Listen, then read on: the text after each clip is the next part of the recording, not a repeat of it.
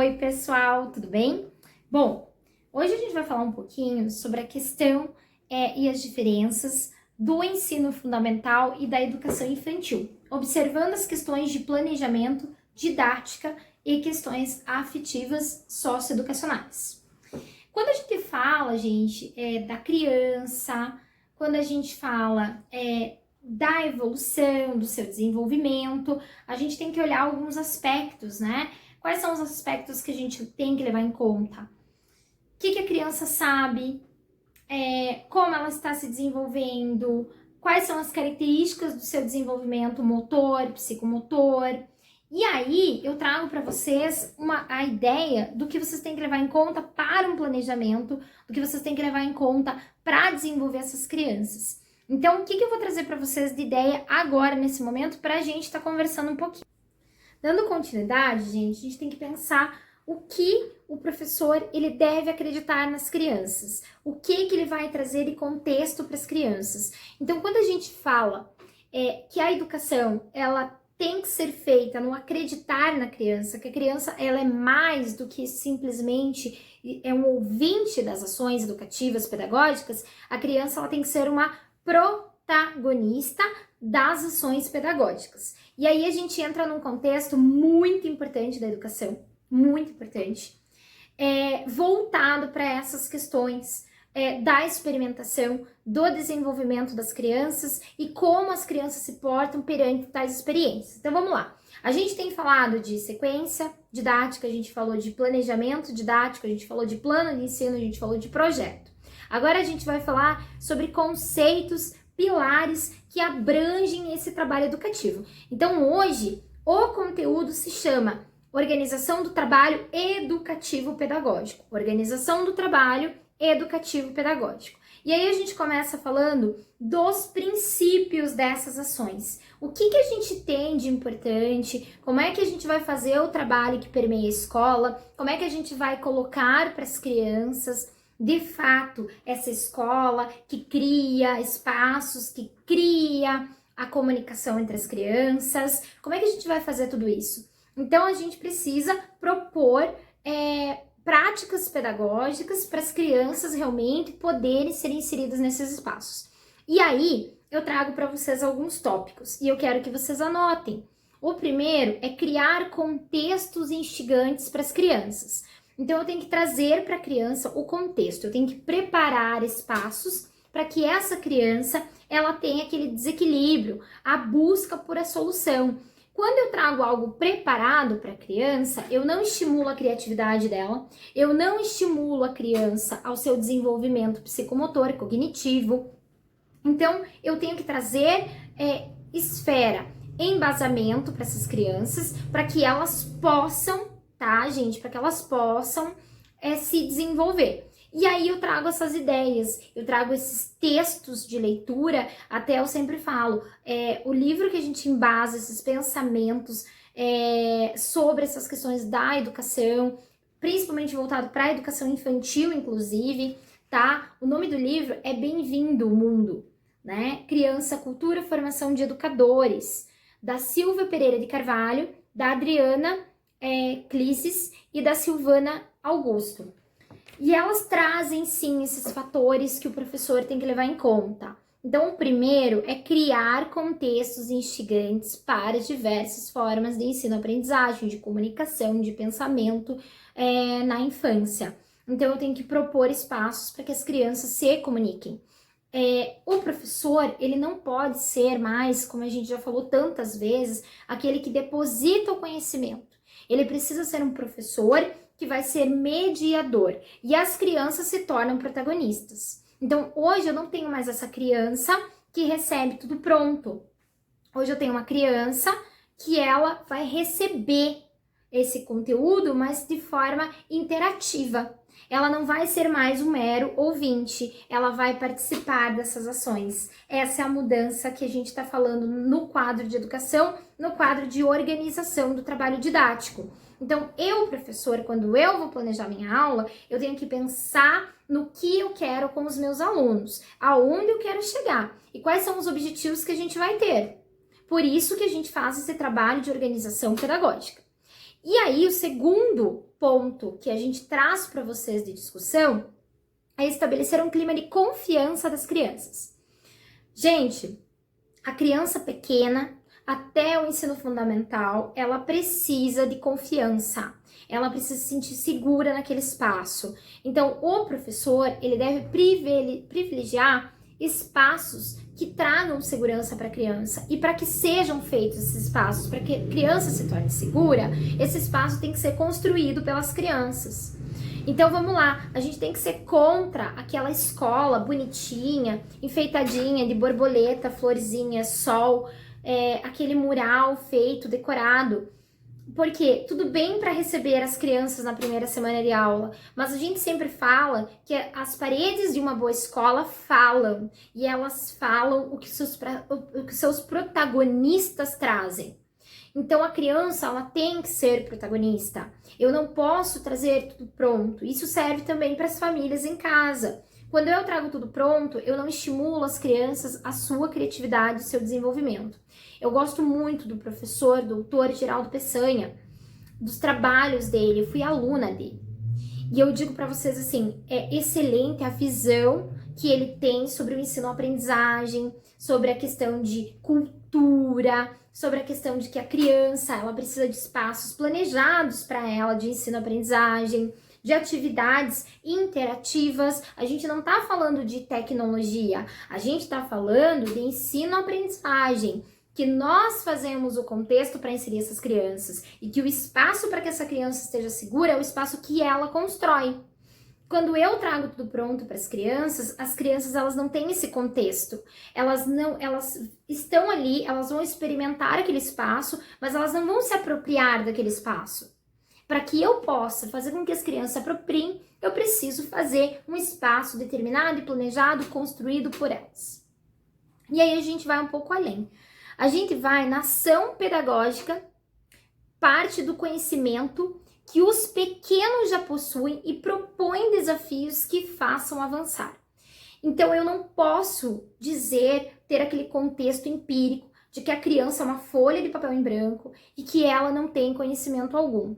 Negativo. As crianças, elas têm conhecimento, elas conseguem transmitir os conhecimentos que trazem e nós, professores, aprimoramos, instigamos, principalmente a construção de novos conhecimentos, utilizando os conhecimentos que as crianças já trazem.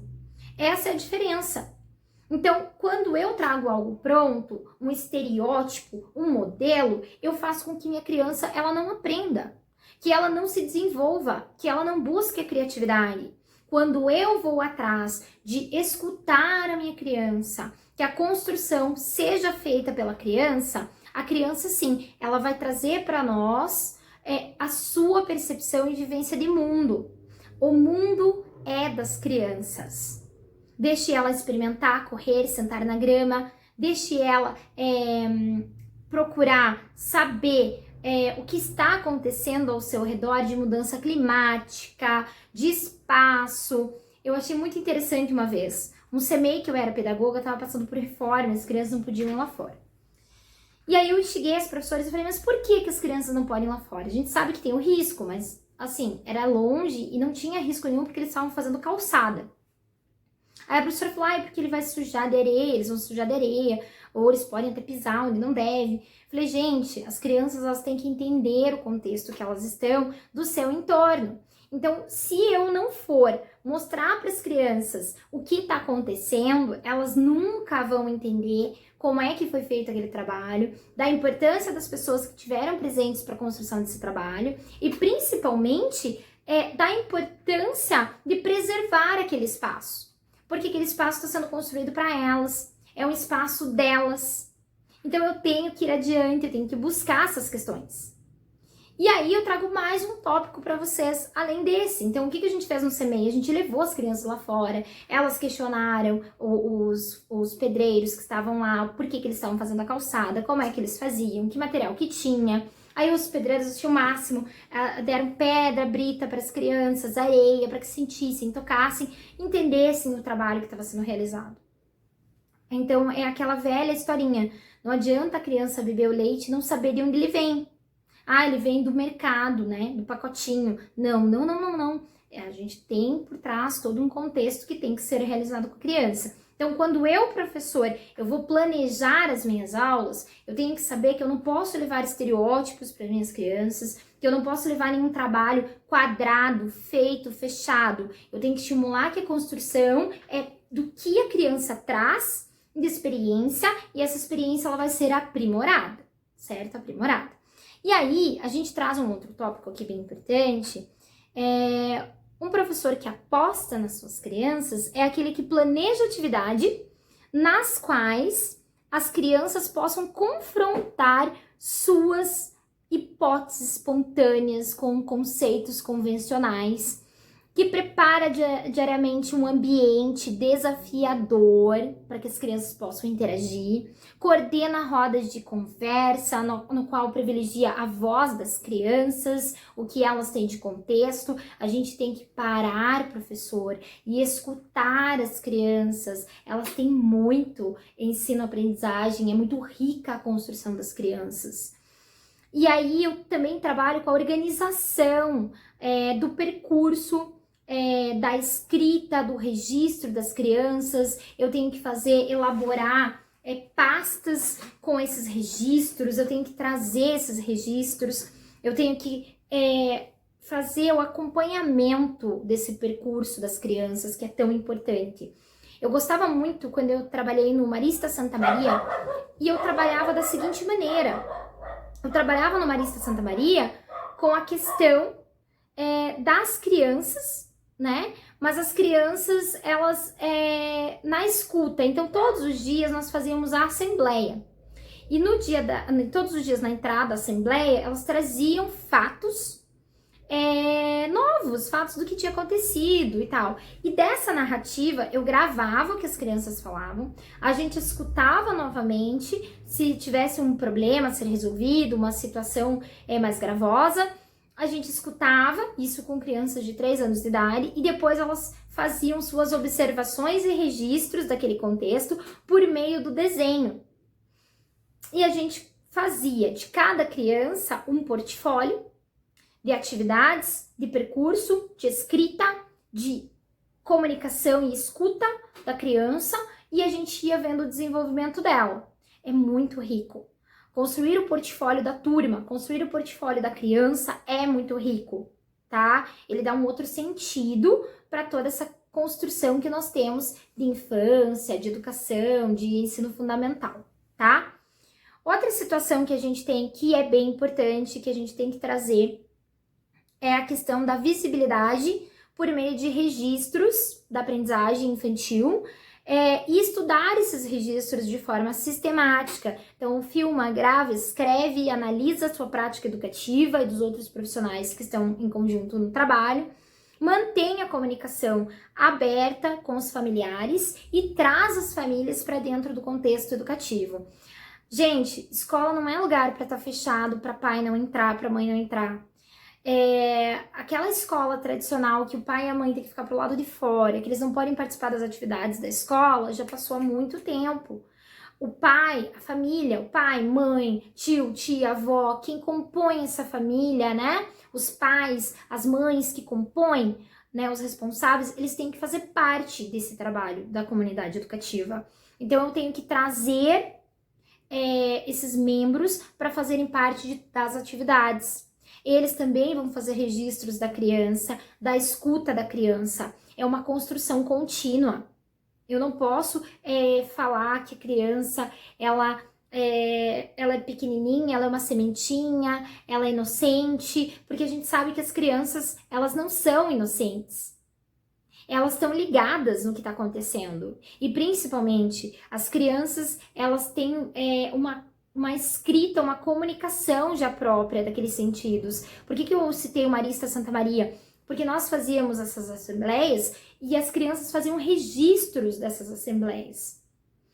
Então, muitas vezes, você acha que a criança ela não consegue registrar o que está sendo passado, mas por meio do desenho, o desenho fala muito da criança e do que a criança quer transmitir. Então, é tão importante o professor fazer um arquivo desses trabalhos para poder acompanhar a criança pequena. E aí eu trago para vocês uma outra situação, tá? Eu vou pegar aqui pra vocês, que eu acho super importante, super, tá? Pra gente conversar um pouquinho. Deixa eu só pegar as minhas anotações. Porque eu digo assim, os meus livros, eu converso com os meus livros. Os meus livros se tornam cheios de rabiscos, né? Porque eu acabo conversando com os meus livros. Não façam isso, mas eu faço. Eu gosto de ter o livro nas mãos e fazer as minhas anotações, porque eu digo que eu estou conversando, debatendo as ideias ali com os meus livros.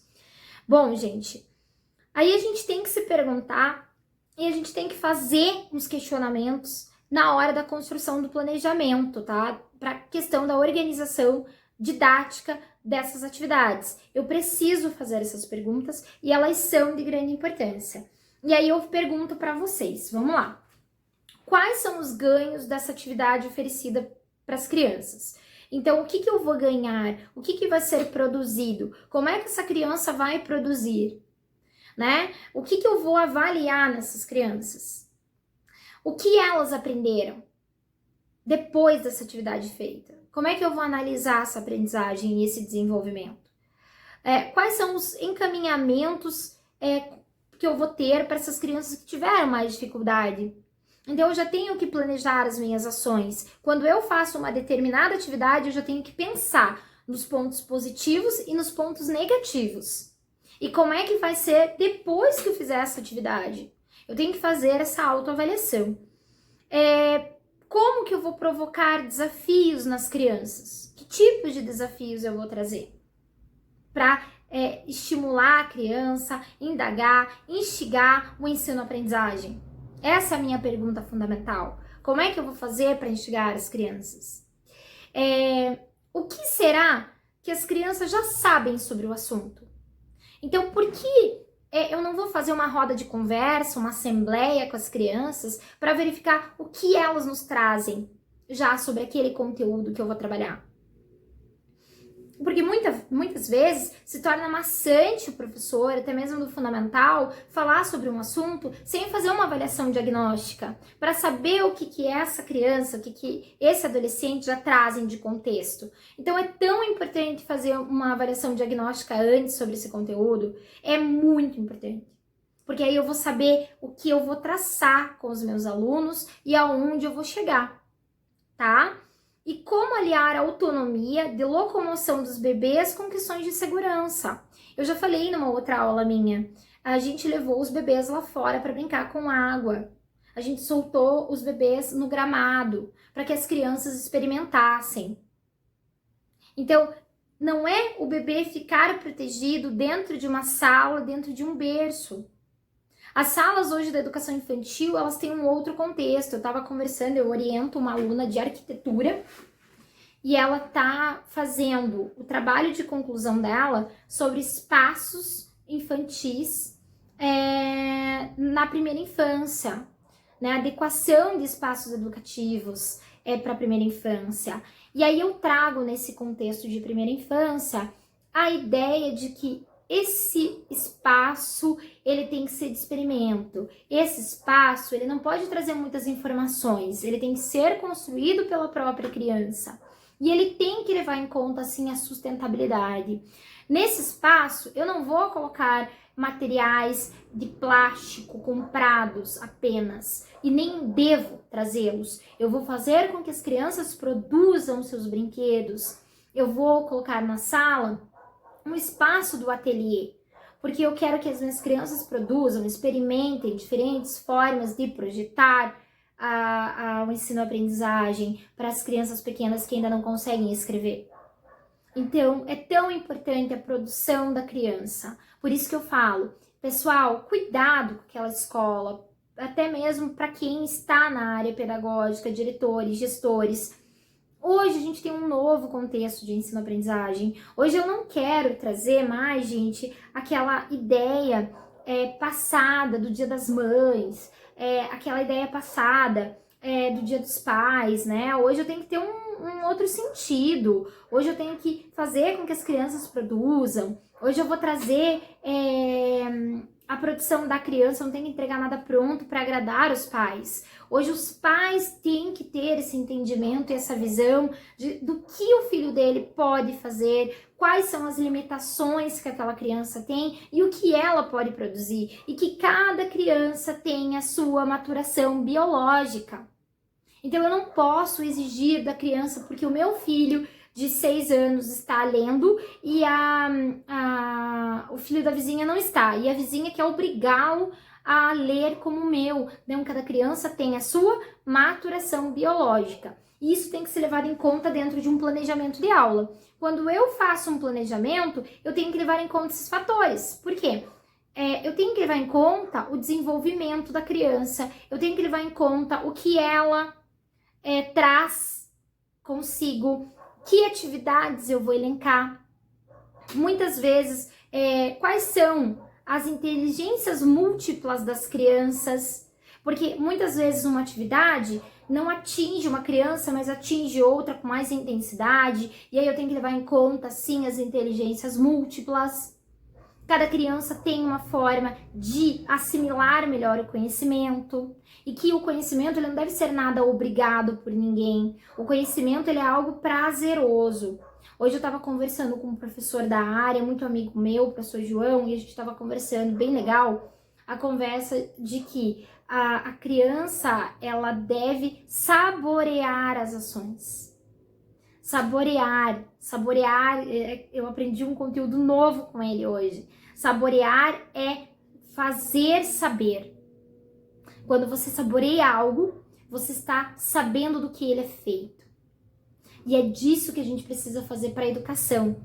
Então, quando eu vou montar um planejamento de aula, quando eu vou fazer um plano de ensino, quando eu vou fazer uma sequência didática, quando eu vou fazer um projeto didático, eu tenho que pensar no sabor. Qual é o sabor que vai ter a minha aula? Qual é o sabor que eu vou trazer dentro daquela atividade? As minhas crianças vão saborear? Como que vai ser o saber delas? Como é que vai ser construído esse saber? Eu tenho que levar em conta essas questões, tá? E aí a gente vai um pouquinho além. A gente fala também, além disso, da teoria.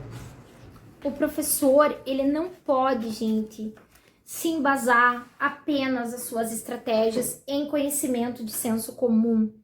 O professor tem que ser aquele estudioso. O professor, ele é aquele que busca sempre novas atividades, novos conhecimentos. Então, o professor que utiliza ainda aquele caderno amarelo, aquelas folhas amarelas, ele não vai conseguir chegar a lugar nenhum. Por que ele não vai conseguir chegar a lugar nenhum? Porque o professor, ele tem que levar em conta as questões de como é o desenvolvimento das crianças, como é que essas crianças, elas estão nesse espaço, quais são os desafios que nós temos. Eu não posso utilizar a mesma atividade todo ano para as turmas que vieram novas. Cada criança é uma criança, cada criança tem uma forma de aprender e cada turma que passa por mim, professor, é uma turma.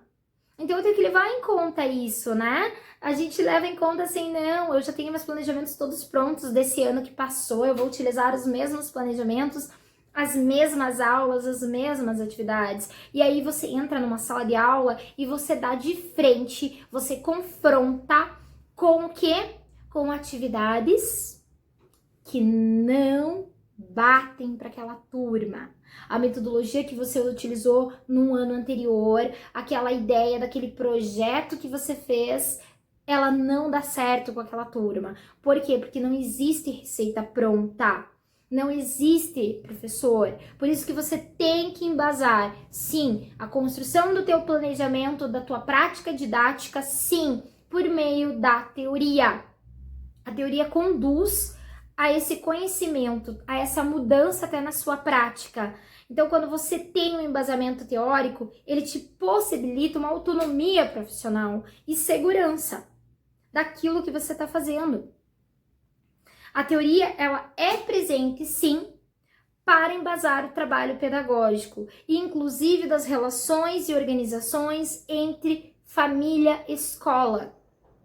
Porque quando eu tenho embasamento, eu consigo esclarecer para os pais e para a comunidade educativa o meu trabalho pedagógico. Os pais vão entender o porquê que eu estou realizando aquela atividade. Eles vão entender o meu planejamento. O meu planejamento vai ficar claro para as famílias.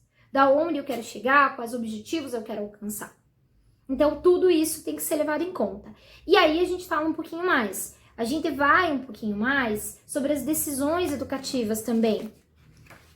Então, assim, e o apoio a essa construção, né? Como é que eu faço? Quem que me dá o apoio para essa construção, desse embasamento teórico? Quem que vai me auxiliar para fazer esse planejamento? Como é que eu vou me sentir seguro para fazer esse planejamento? E aí, agora eu vou falar um pouquinho do papel do pedagogo. Quem é o pedagogo? O que o pedagogo vai embasar pra gente?